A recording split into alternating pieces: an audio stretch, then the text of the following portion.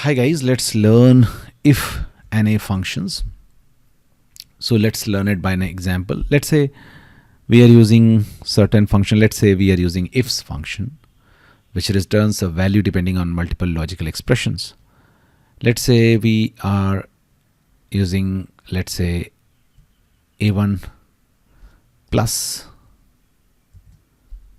b1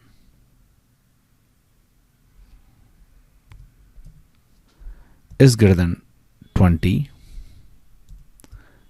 and we are writing our statement it's greater than 20. Let's say we write again a1 greater than 50. We are writing the value. If condition is met, it's greater than 50. Okay, just for an example. And we close the bracket, hit enter. Now, the first condition is met. A1 plus b is greater than 20, so it is written. But once we drag it down, there are many NA kind of values, no match values.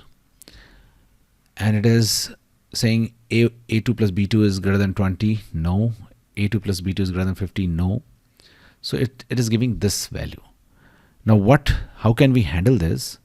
The better way to handle is, what we can do, we just copy the whole condition and we will circle it inside an IFNA function.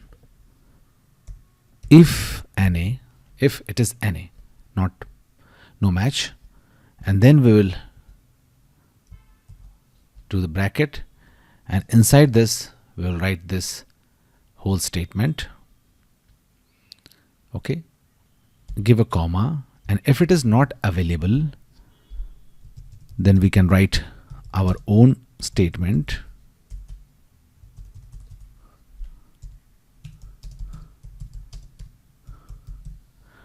Okay, close, hit enter. Now let's see what happens. Instead of giving NA, it is giving our custom statement. Okay, so this is how you can use IFNA function, which is very useful in handling NA errors. Thanks for watching.